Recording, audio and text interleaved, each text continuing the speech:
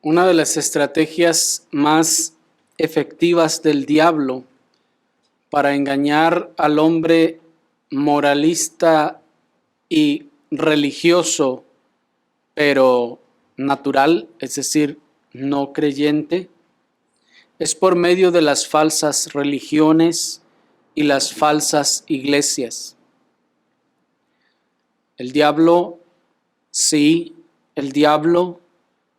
ha llenado las grandes ciudades del mundo de congregaciones de toda clase y también de congregaciones protestantes. Y su astuto engaño, que comenzó con el engaño doctrinal del evangelicalismo y de las sectas, ha producido una gran cantidad de congregaciones y de sectas protestantes por todas las ciudades de nuestro país. Hay cantidades enormes de congregaciones que se dicen iglesias cristianas. Esta proliferación de congregaciones no solo engaña a los incrédulos, cuyas conciencias comienzan a despertarse y sienten el deseo de acercarse a una congregación que no sea católica, sino que también, además de engañar estas congregaciones, dañan en muchos sentidos a todo el conjunto protestante. Y uno de esos daños es la gran desvalorización de la iglesia local.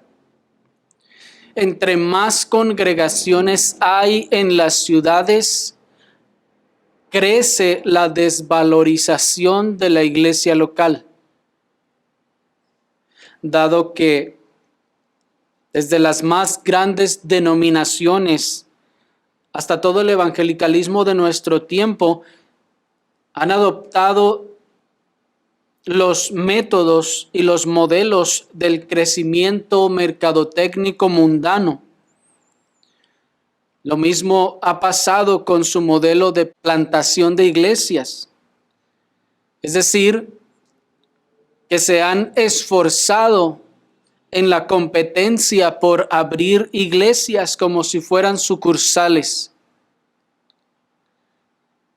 El conglomerado denominacional les ofrece un salario pastoral y un apoyo económico, por lo general procedente de Estados Unidos, y promoción multitudinaria para que abran una iglesia o se integren a su denominación. Y cuando hacen estas cosas, piensan que están extendiendo el reino de Dios. Estos conglomerados denominacionales van y absorben a los grupos, les ofrecen incluso apoyo económico, salarios y promoción multitudinaria y sienten que están expandiendo el reino de Dios con ello. Cuando, hermanos, en muchas ocasiones no se está haciendo otra cosa sino que una circulación de profesantes de congregación a congregación. Y sucede como con el dinero. Las monedas o los billetes van circulando de mano en mano, de un lugar a otro, pero son los mismos dando vueltas. Bueno, sabemos que el gobierno inyecta después también dinero y lo va cambiando, pero lo que queremos decir es que miren cómo, así como ese dinero va de tienda en tienda, de mano en mano, es el mismo dinero y de hecho no debe haber más. Así, estas congregaciones se van llenando de personas que vienen de otras congregaciones y estas de otras congregaciones y así, y eso no es extender el reino de Dios. Eso solo es una migración constante de personas de una iglesia a otra. No se están ganando almas allí. No se están convirtiendo personas, solo es un intercambio de profesantes o congregantes de una congregación a otra.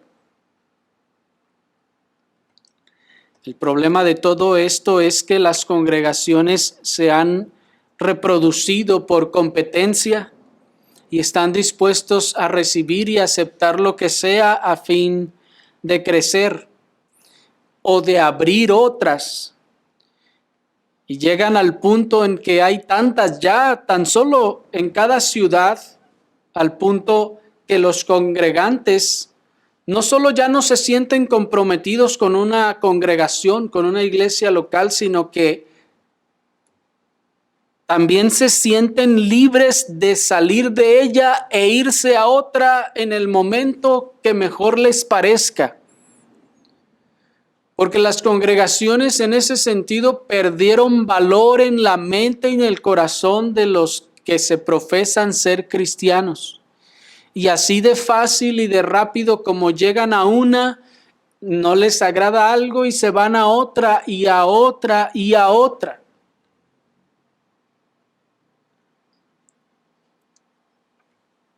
Nos ha tocado conocer a personas a las que les hemos preguntado cuántas congregaciones han estado antes de visitarnos y algunos han llegado a cifras como hasta 11 congregaciones en los últimos años y algunos que ya han dicho que literalmente ya perdieron la cuenta de en cuántas congregaciones han estado.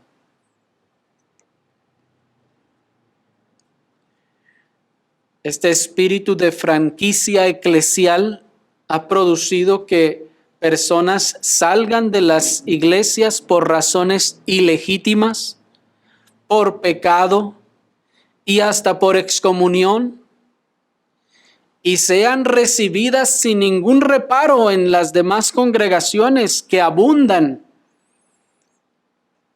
y congregaciones que aún profesan doctrinas semejantes reciben a estas personas sin reparo alguno, lo cual socava la autoridad que Cristo concedió a la iglesia local. Concedió Cristo autoridad a la iglesia local en ese sentido que debe ser respetada tanto por los congregantes como por otras iglesias verdaderas. Sí, hermanos, y eso lo encontramos en el Evangelio de nuestro Señor Jesucristo según Mateo, en el capítulo 18, en el versículo 18.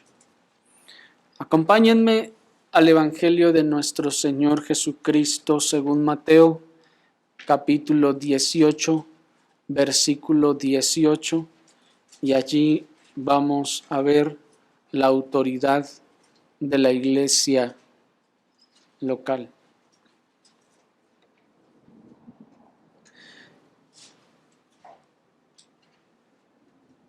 Dice Mateo 18, 18, de cierto os digo que todo lo que atéis en la tierra será atado en el cielo, y todo lo que desatéis en la tierra será desatado en el cielo. La ocasión anterior, en este recorrido que llevamos por los evangelios de nuestro Señor Jesucristo, consideramos los aspectos de la disciplina eclesiástica contenidos en los versículos anteriores. ¿Se acuerdan? En el versículo 15, 16 y 17. Por tanto, si tu hermano peca contra ti, ve y redargúyele, estando tú y él solos, y así sucesivamente. En esta ocasión, con la ayuda del Señor, vamos a considerar la autoridad de la iglesia local bajo los siguientes encabezados. Vamos a ver primeramente qué es atar y desatar. Enseguida vamos a ver cómo se practica, para por último considerar la autoridad que está implicada en el versículo 18. Pasemos entonces a nuestro primer punto, ¿qué es atar y desatar? Ya en la parte número 119 de esta serie acerca de Cristo, el Mesías Salvador, ya expusimos con más detalle qué significa atar y desatar, por lo que en esta ocasión, hermanos, solo vamos a hacer una breve remembranza para pasar a nuestro siguiente punto. Solamente quiero recordarles entonces que aunque para el lenguaje y la cultura actual esta frase de atar y desatar tenga un significado muy literal o material, para los judíos del tiempo de nuestro Señor, esta frase poseía un significado más conceptual. Hoy cuando escuchamos atar y desatar, lo que nos viene a la mente es una cuerda, es una soga, hasta las agujetas de los zapatos. Estas cosas son las que nos vienen a la mente cuando oímos esta expresión atar o desatar.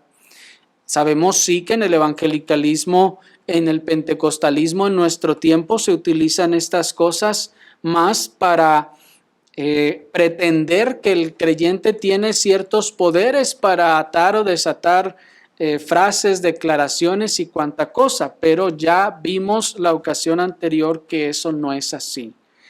Solamente entonces vamos a resumir que todos los eruditos están de acuerdo en que las palabras atar y desatar son expresiones rabínicas que significan prohibir y permitir algo. Atar significaría prohibir algo, mientras desatar significaría permitir algo. Se decía que algo estaba atado cuando estaba prohibido, de la misma manera se decía que cuando algo estaba desatado, esto entonces estaba permitido. Y dado que eran los rabinos, o sea, maestros, pues la palabra rabino, recuerden, significa maestro. Estos maestros o intérpretes de la ley, los que instruían al pueblo sobre lo que era bueno y lo que era malo, entonces este atar y desatar, este declarar permitido o no permitido algo, tiene una connotación moral y doctrinal, es decir, se ata o se prohíbe una conducta, una acción, o se libera o se permite una conducta o una acción de orden moral. Por lo tanto, esto nada tiene que ver con las ideas pentecostales de poder sobre un plano espiritual sobre el que nosotros no tenemos injerencia alguna, sino se refiere en una forma muy hebraica de que se permiten algunas conductas o se reprueban algunas conductas.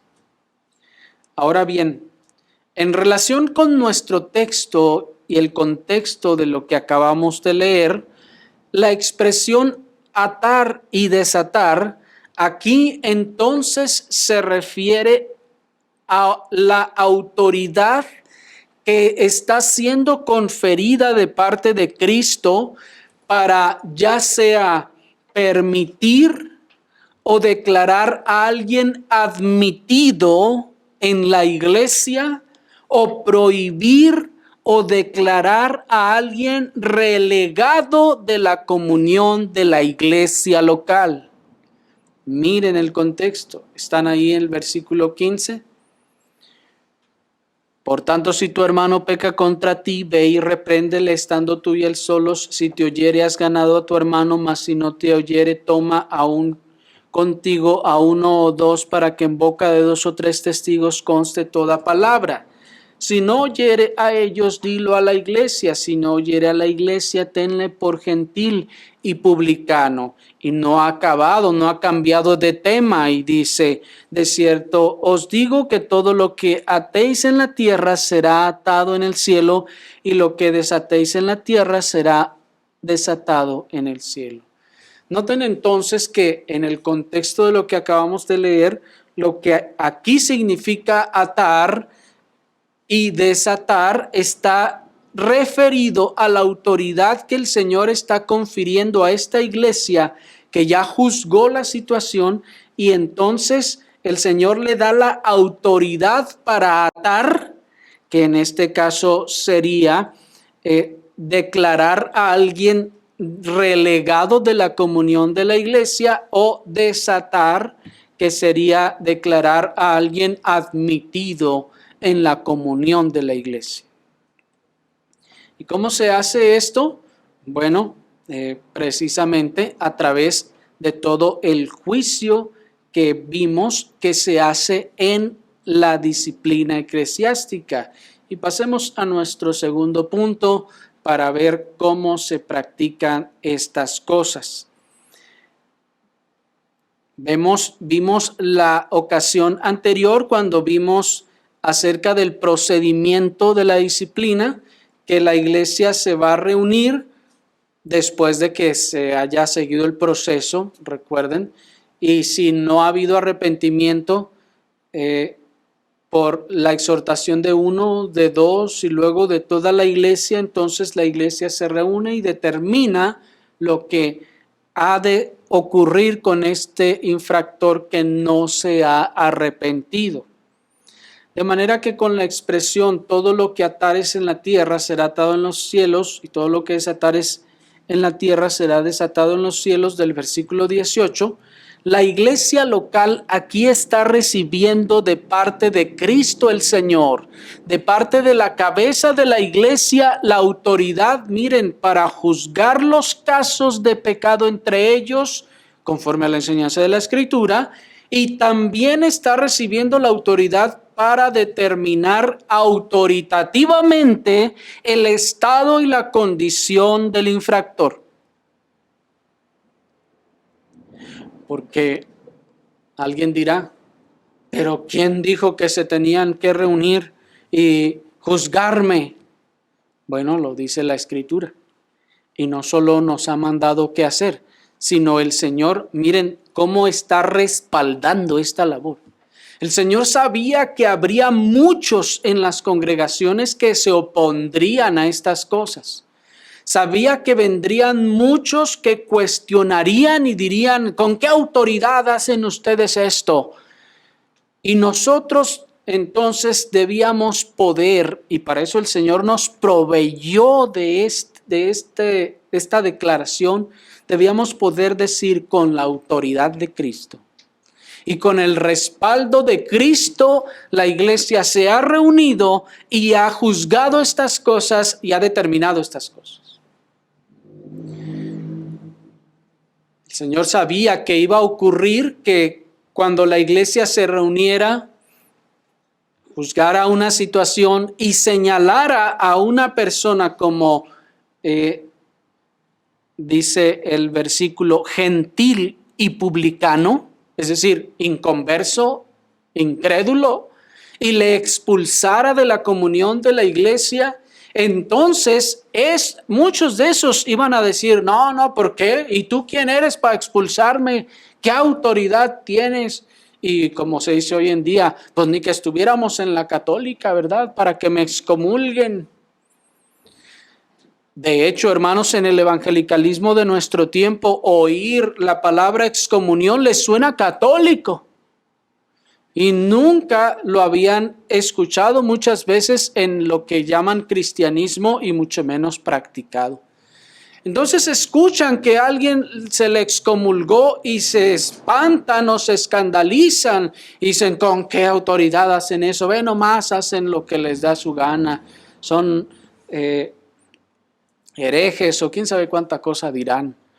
Pero miren, hermanos, que el Señor sabía que esto iba a pasar Y para evitar todo eso y para cobijar su iglesia, para respaldar su iglesia, el Señor le da su propia autoridad y su propia palabra y le da su respaldo.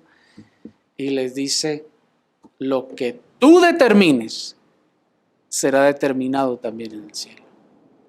Si tú lo atas, será atado en el cielo, y si tú lo desatas, será desatado en el cielo. Ya veíamos, cuando veíamos la enseñanza de Mateo 16, 19, que esta figura es tomada de la ley ceremonial. Para los casos de limpieza ceremonial, los sacerdotes declaraban a las personas o a las cosas limpias o inmundas. Les leo Levítico 13, 3 al 6. Dice: y el sacerdote mirará la llaga en la piel del cuerpo. Si el pelo en la llaga se ha vuelto blanco y pareciere la llaga más profunda que la piel de la carne, llaga de lepra es, y el sacerdote le reconocerá y le declarará inmundo. Y el séptimo día el sacerdote le reconocerá de nuevo, y si parece haberse oscurecido la llaga y que no ha cundido en la piel, entonces el sacerdote lo declarará limpio. Era erupción, y lavará sus vestidos y será limpio. Hasta allí. Noten cómo desde la economía de los símbolos, hermanos, Dios ya había establecido una figura para la autoridad eclesiástica en relación con la admisión y la expulsión de la comunión de la asamblea. Esta figura en la economía de los símbolos era dada cuando el sacerdote revisaba, inspeccionaba con cuidado, con mucho cuidado para no contaminarse él también, la llaga de uno de los integrantes de la nación. Lo examinaba, y si esa llaga tenía las características de la lepra, ¿y qué simboliza la lepra, hermanos? El pecado.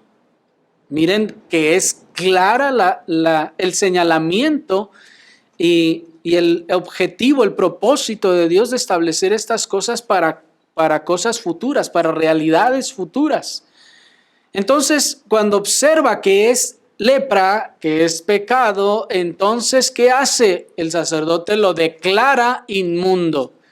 Y esto de declararlo inmundo no es solamente decir, ay, eres inmundo, no, sino implica muchas cosas. Si es inmundo, tenía que salir de la congregación literalmente, es decir, tenía que irse afuera, a otro lugar, y andar por allá, por los desiertos o en cualquier otro lugar.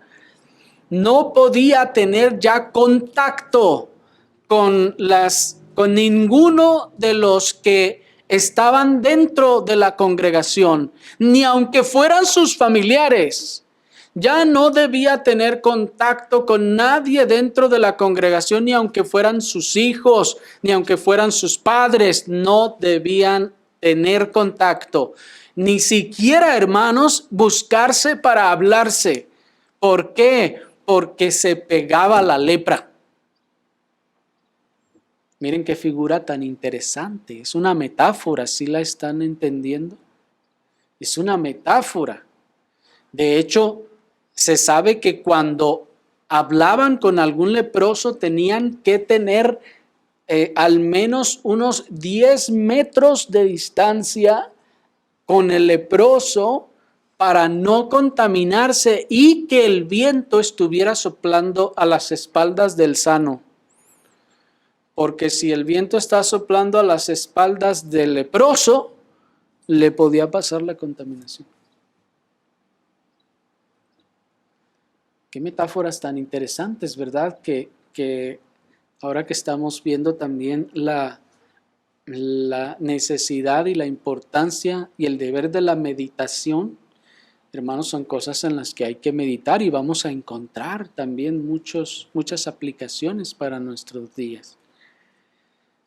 De manera entonces que el sacerdote le declara inmundo y esa persona ya no tiene ninguna comunicación ni comunión con el pueblo, ni participación en los oficios religiosos de la nación. Está totalmente excluido.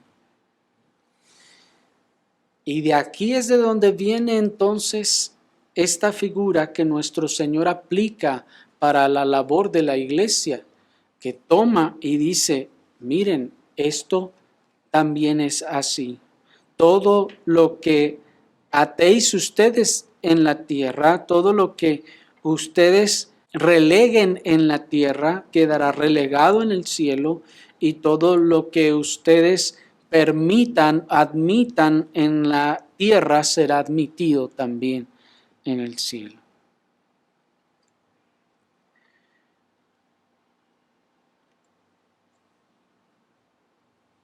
Así pues, en nuestro texto, cuando la iglesia local admite o expulsa a alguna persona de la comunión con el resto del cuerpo, está atando o desatando en la tierra.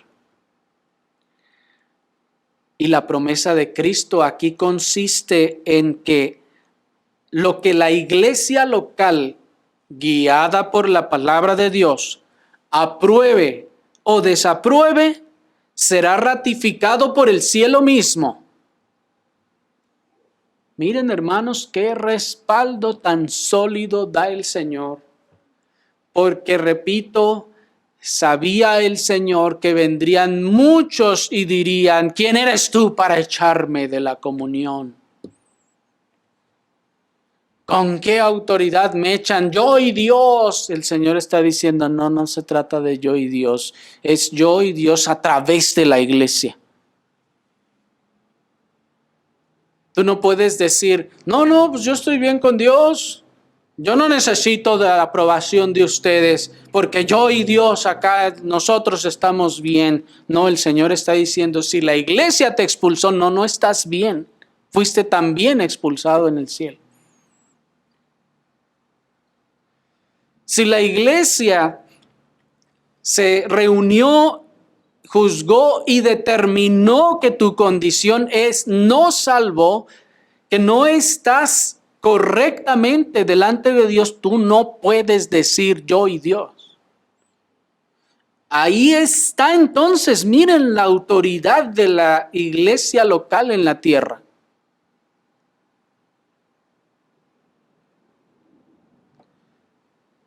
Pero tratemos con un poco más detalle este asunto de esta autoridad de la iglesia local en la tierra, avanzando a nuestro tercer y último punto, que es la autoridad que esto está implicando. Observen entonces, hermanos, cuán opuesta es esta autoridad que Cristo ha dado a la iglesia local, a ese espíritu de franquicia eclesial de que si no me tratan como me gusta en esta tienda, me voy a la otra. ¿No pasa eso con las tiendas? Con las franquicias de conveniencia, para no decir marcas o nombres, como la que tenemos ahí en la esquina, allá. ¿Qué pasa si no le tratan bien en aquella? Va y busca otra. ¿No es así? Porque hay tantas. Y hay un montón y fácil va y no hay preocupación por eso. Dicen los economistas que la competencia entonces mejora los precios y las condiciones. Pero eso sucederá en el comercio, pero no en la iglesia. Eso no aplica para las iglesias, aunque se está aplicando hoy en día. Miren la autoridad, que esta autoridad que Cristo asigna a la iglesia es totalmente opuesto a ese espíritu chapulinero de estar saltando de una iglesia a otra, como si se tratara de sucursales sin importancia. No salí bien aquí, pues hay más iglesias y hasta de la misma. Es decir, con la misma doctrina, entre comillas, ¿verdad? Decimos entre comillas porque, bueno, ahorita vamos a ver que no es así del todo. Esto es completamente opuesto a este espíritu, porque es despreciar, es denostar el señalamiento de una iglesia que señaló. ¿Y qué dice el señalado? Di lo que quieras, señálame lo que quieras, yo me voy a la otra. Ya me van a recibir felices y contentos. Pero aquí lo que el texto está diciendo, no, espérame, no. Es que si una iglesia local sana, habiendo juzgado las cosas bíblicamente, te declara a ti en un estado y en una condición de gentil y publicano, tú no puedes ir a la otra iglesia. Tú no puedes despreciar ese juicio y decir, pues allá eso es lo que ellos piensan, yo me voy a buscar a la otra. No puedes hacer eso, es lo que está diciendo el Señor, porque el Señor está respaldando el juicio y el señalamiento que te hizo esa iglesia.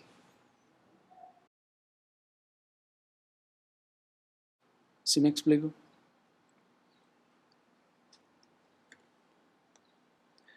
Tales personas que abandonaron buenas iglesias por pecado o disciplina, debieran temer sobremanera, ya que el texto indica que lo que la iglesia local determinó bíblicamente sobre su condición en esta tierra quedó escrito en el cielo. Cuenta con el respaldo de Cristo mismo, cuenta con el respaldo del cielo mismo, y no puede decir, pues no me gustó esa sucursal y me voy a la otra. Dios también allá está. Entonces, pues allá lo busco y allá sigo mi relación con Dios, entre comillas. No, esto no funciona así, pero ¿se dan cuenta por qué decíamos al principio del daño que ha causado esa proliferación de que abunden congregaciones protestantes en las ciudades por montones? Sin discriminación, ni sabiduría, ni ninguna cosa, solo por el espíritu de competencia, de que haya más y más y más, tenemos que tener más. Las sectas de donde el Señor nos sacó, literalmente había esa clase de competencias también. A ver, ¿qué distrito tiene más iglesias? El distrito fulano, ¿cuántas iglesias tiene? 12, nosotros tenemos 25. Y salió el otro, 25, nosotros somos 33. Y literalmente así estaba la competencia. Y los distritos que supuestamente tenían mayores o más congregaciones eran los que llegaban y se paraban más el cuello en las convenciones. Sí, hermanos, así funciona. Pero miren el daño que todo eso ha producido a la iglesia, a la valoración de la iglesia local y de la escritura, por lo tanto. De tal punto que, imagínense, 33 iglesias en una sola ciudad, no muy grande, de la misma doctrina, entre comillas, pues va de una para otra y otra para otra y así. Ya salió mal aquí, al cabo hay un montón. ¿Qué contrario es eso? ¿Me explico? A la autoridad que el Señor señaló a la iglesia. Pero esa es una autoridad espiritual.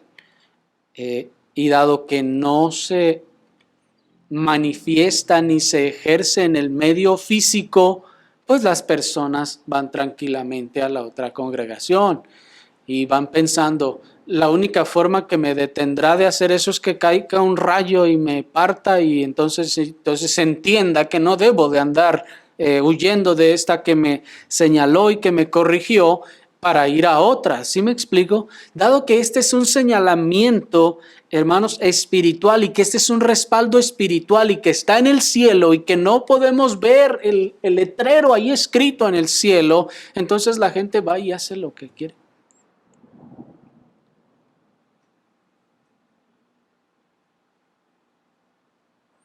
Pero cuando una iglesia local insistimos, siguiendo la enseñanza de la Escritura, ha juzgado, ha señalado y ha determinado algo, y en este caso ha señalado a alguien como gentil y publicano fuera de la comunión, esto ha quedado escrito en el cielo. Tiene o cuenta con el respaldo de Dios. Y por más que salte de una iglesia a otra, delante de Dios ya han sido señalados por sus representantes en la tierra. Es decir, han sido señalados por los representantes de Dios en la tierra. ¿Quiénes son? La iglesia local.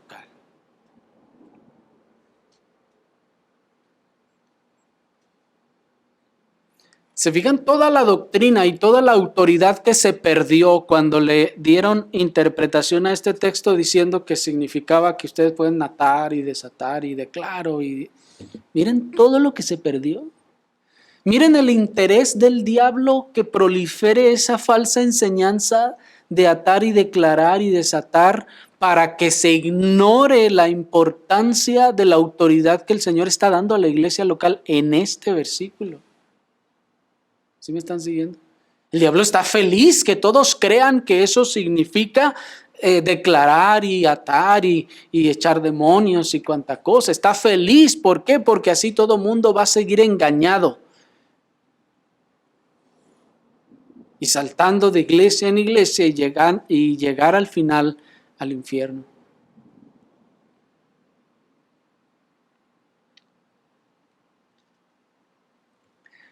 Y hermanos, por si a alguno le cabía todavía un poco de duda, esta no es una interpretación que se nos acaba de ocurrir. Esto es lo que la iglesia histórica ha enseñado y ha creído de este pasaje a lo largo de la historia. Miren a Crisóstomo, uno de los padres de la iglesia de los primeros siglos, cito, hablando sobre este texto, dice él: es de observar que no dijo al primado de la iglesia, liga al tal, sino si vosotros atareis, las ligaduras serán indisolubles, como dejando esto a su juicio.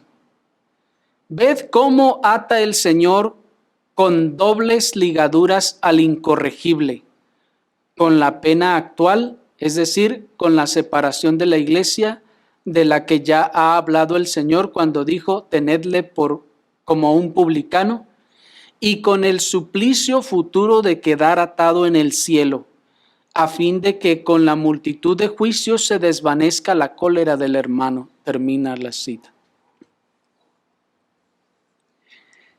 Noten que los cristianos desde los primeros siglos, hermanos,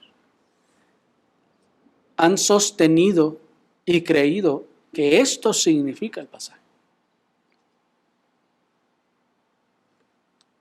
Que, como vimos al principio, es un hebraísmo que los rabinos usaban para decir si autoriza o no se autoriza. Y esto, hermanos, también tiene toda la relación y el sentido con las palabras que el apóstol Pablo usa en 1 Corintios 5, cuando habla acerca de aquel hombre al que se debe juntar la iglesia y debe de echarlo. Dice también que en el caso de Himeneo y Alejandro, leímos, el Señor los ha entregado a Satanás. ¿Se acuerdan? ¿Cómo se va a entregar a Satanás si habiéndole expulsado de la comunión corre a la otra iglesia y allá es recibido con los brazos abiertos? ¿Cómo será consumido de demasiada tristeza si para él la iglesia local no tiene autoridad, ni tiene nada que decirle? No tiene importancia, me voy a la otra. ¿Ustedes creen que les consume de tristeza a las personas que son disciplinadas o redarguidas de pecado y están ahí consumidos de tristeza y arrepentimiento y por eso se van a la otra iglesia? No, es todo lo contrario. Han despreciado y menospreciado el señalamiento de esa iglesia y mejor se van, no les importa y dicen, mejor busco otra. Si le importara, si le interesara el señalamiento y la autoridad de esa iglesia, se quedaría a sufrir su disciplina y a aguardar su restauración.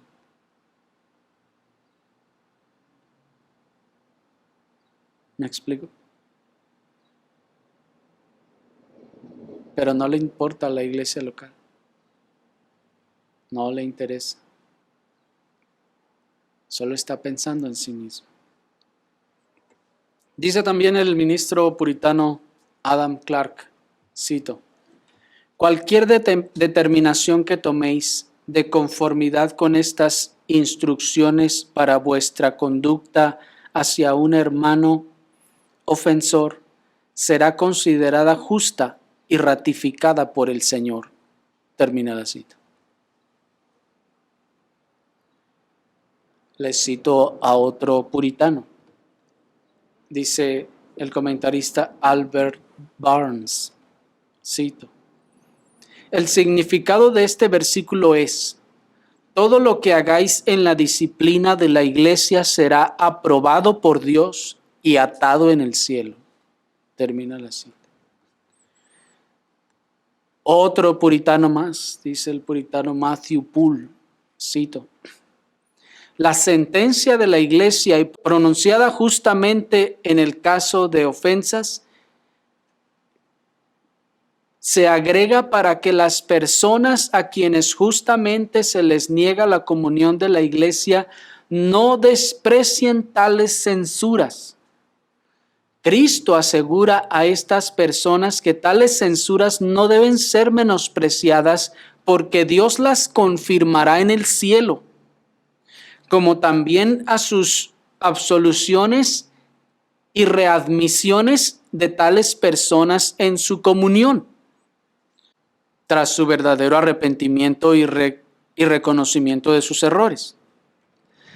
Asegura a los pecadores obstinados e impenitentes que ratificará lo que su iglesia hiciera de acuerdo con la regla que les había dado para actuar.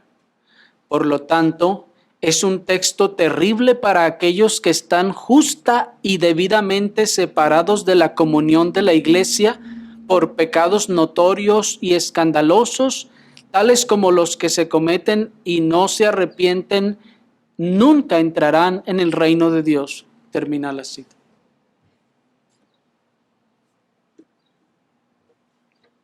Miren, hermanos. Por eso aquel pastor también del pasado, Benjamin Keach, escribió aquel tratado sobre, que tiene un título muy largo, La gloria de una verdadera iglesia y las llaves y a quién dejar entrar y a quién dejar fuera. Porque la iglesia tiene de hecho, hermanos, esta autoridad dada por Cristo. De manera que la iglesia es la sede del poder y la autoridad que se ejerce en nombre de Cristo. La iglesia es la sede del poder y la autoridad que se ejerce en nombre de Cristo. El problema aquí es que cuando las personas son redarguidas de pecado, son exhortadas, son reprendidas, son censuradas y son hasta expulsadas por una iglesia local sana, enseguida se dirigen a la otra sucursal, entre comillas, y son recibidos con los brazos abiertos en aquella otra congregación, ya sea por ignorancia de esa otra congregación sobre lo que enseña la palabra o por desobediencia a la palabra. Sí, porque, hermanos, aquella iglesia debiera pensársela para recibir o no a aquella persona que viene habiendo sido redarguida, exhortada, reprendida, censurada o hasta expulsada de una iglesia local sana.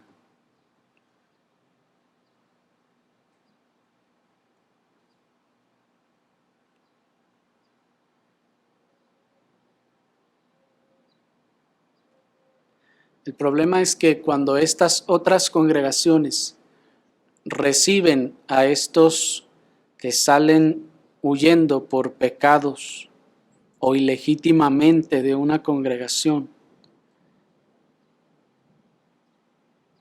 y son recibidos en la otra, esto, además de desobedecer a la palabra, causa gran daño a los profesantes al afirmarlos en su pecado y en su rebeldía. Esa persona que se fue en pecado y fue recibida, es afirmada en su pecado, nunca se arrepiente de él.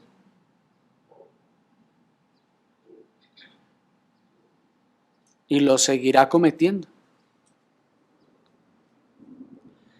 Y esta congregación le hace daño a estas personas porque los reciben como verdaderos y justos. Y al hacer eso, esas congregaciones se convierten como en los falsos profetas que decían paz, paz, cuando no había paz.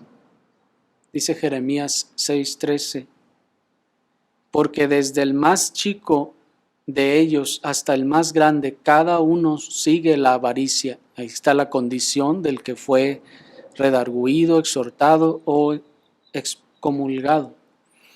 Pero miren lo que pasa ahora. Desde el profeta hasta el sacerdote, todos son engañadores. Porque como vimos el domingo pasado, como el plan y la idea es crecer y que haya muchos, que vengan más, entonces se recibe a las personas como sea, sin preguntas ni cuestionamientos.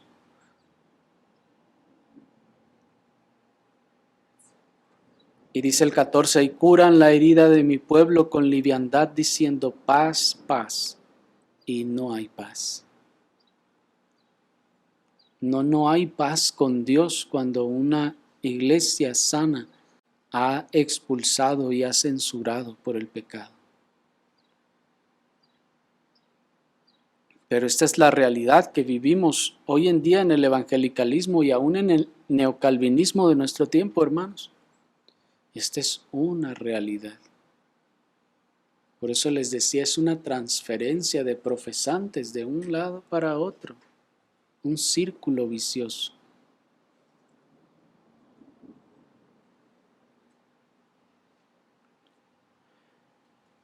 Congregaciones que se dicen bautistas reformadas, que reciben sin reparos a todos los rebeldes a Dios, a su palabra y a la iglesia, y les dicen paz, paz, y no hay paz. Cuando no hay paz con Dios porque la iglesia local ya ha censurado, la iglesia ya ha reprendido, la iglesia ya ha excomulgado, y el texto dice que esto ha quedado escrito en el cielo y no puede haber paz.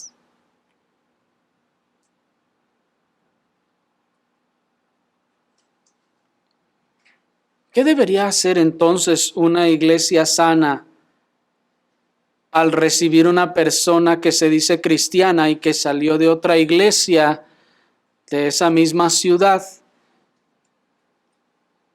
Bueno, número 1, debería averiguar de qué iglesia salió.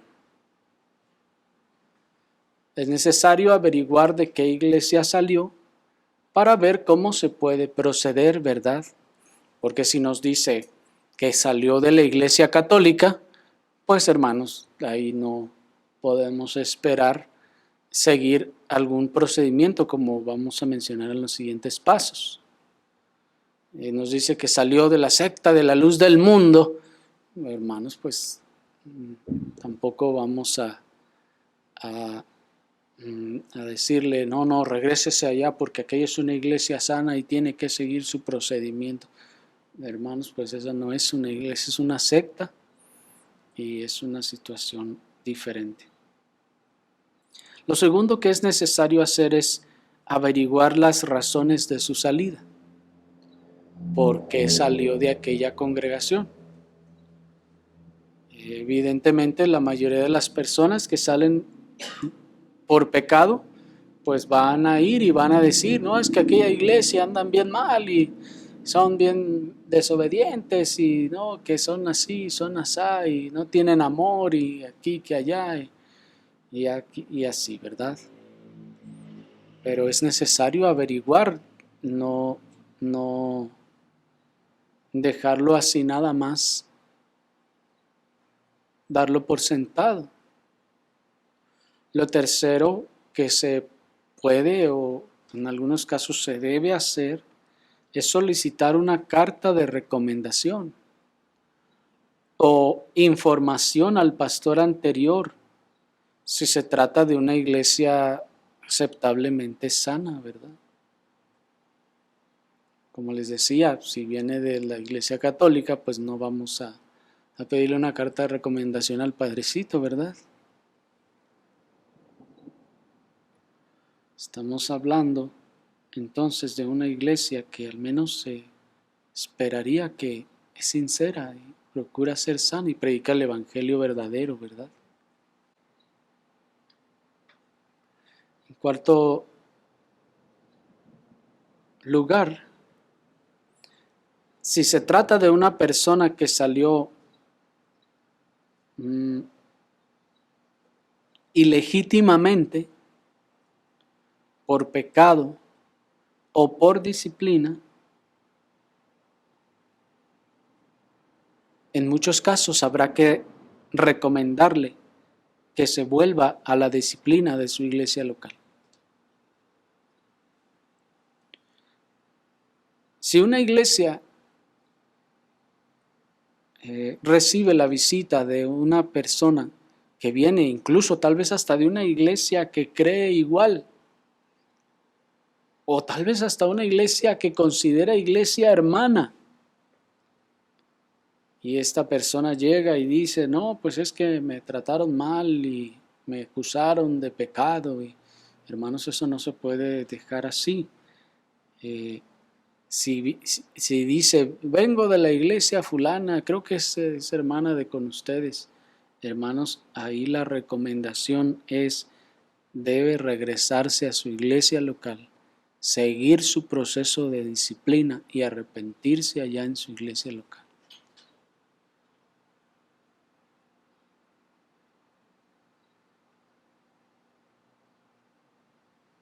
Ahora bien, en quinto lugar, si alguna situación de causa mayor impide este regreso, debe entonces continuar su proceso disciplinario en aquella congregación a la que se dirigió y no debiera ser recibido a la comunión hasta que haya concluido ese proceso y haya mostrado verdaderas marcas de arrepentimiento. ¿Por qué, hermanos? Porque si aquella es una iglesia verdadera y actuó bíblicamente, señaló el pecado bíblicamente, eso quedó escrito en el cielo. Y nosotros recibirlo sería como estar actuando contra el Señor y su palabra. ¿Me explico? Pero alguno dirá, ¿cuándo va a suceder eso? Bueno, hermanos, esto es lo que debiera suceder cuando hay obediencia a la Escritura y cuando hay un respeto hacia las demás iglesias que se pueden considerar aceptablemente sanas en la ciudad.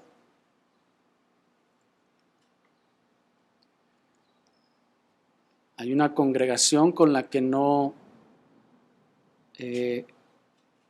coincidimos aún en doctrina, que cuando vino cierta persona aquí a intentar reunirse, pues tuvimos contacto con el pastor anterior y nos hizo saber las causas de la salida y así. Y eso nos ayudó a tratar de manejar la situación. Y esa persona pues no duró ni un mes, algo así, aquí. Y se fue a otro lugar.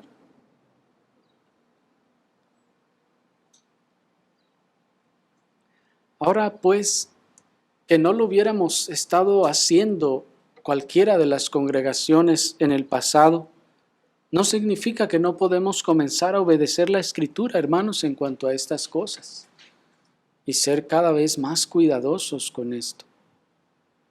Que el Señor nos guíe en eso. Dice el pastor puritano John Trapp, también cito, que nadie desprecie tu censura, porque yo la ratificaré.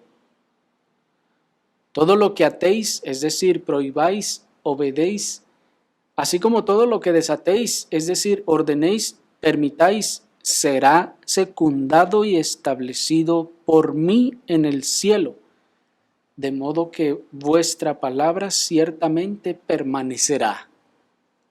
Termina la cita. En ese sentido, hermanos, debemos decir que no que en un mundo ideal, sino entre las iglesias sanas y sinceras que buscan obedecer al Señor, estas cosas han de suceder, debieran suceder.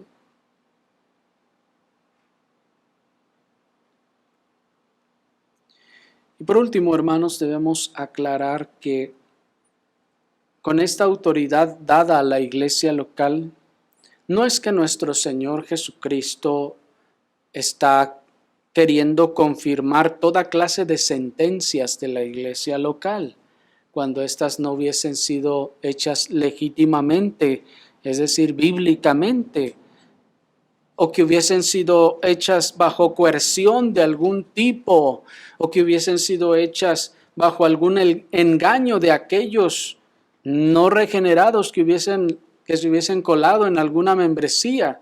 No, esto no significa que el Señor respaldará todas y cada una de las decisiones invariablemente, porque puede haber, hermanos, que cuando una iglesia va en decadencia y empieza a admitir miembros que no dan marcas de gracia, entonces estos que no son genuinamente salvos empezarán a decidir lo que no es bíblico. ¿Me explico? Esas cosas no las aceptará el Señor, no las respaldará el Señor, dice.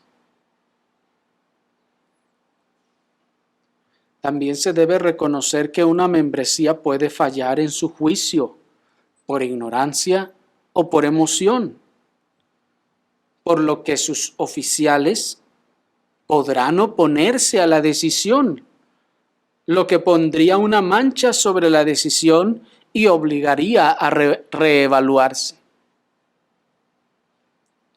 Cuando una membresía toma una determinación, hermanos, aunque la opinión del oficial es una opinión más con peso, puesto que el oficial puede, hermanos, oponerse a la determinación de toda la membresía, si considera que de alguna forma ha actuado o ha sido tal vez coercionada o ha actuado por ignorancia o ha actuado por omisión. Y al tener un caso así, hermanos, el asunto debe reevaluarse. Ese mismo principio se sigue, por ejemplo, en las cortes en Estados Unidos, cuando el jurado declara inocente o culpable, como sea, al individuo, pero el juez, con su experiencia y su conocimiento de la ley, ve y dice, no, es que el jurado está mal. El juez puede anular el veredicto del jurado y se tiene que volver a reunir y se tiene que volver a empezar todo.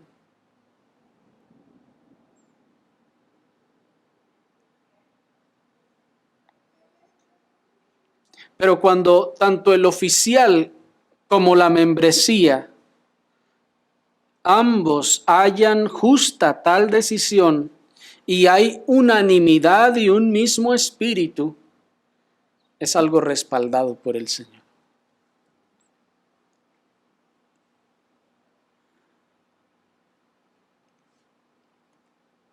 De manera que si los oficiales de la iglesia bíblicamente constituida observan y juzgan junto con la membresía el pecado obstinado e impenitente, y ambos determinan su disciplina, todas las iglesias igualmente sanas han de reconocer el juicio de la otra iglesia sana. Así como Cristo coloca su sello de exclusión del pecador, las demás iglesias han de respetar eso.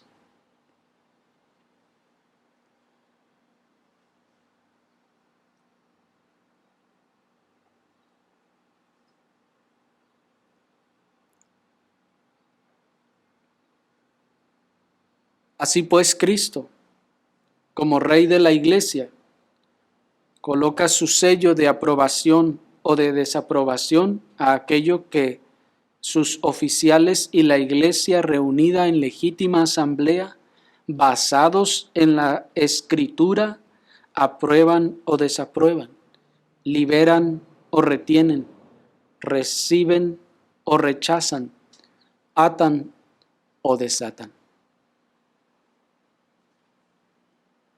Oremos al Señor.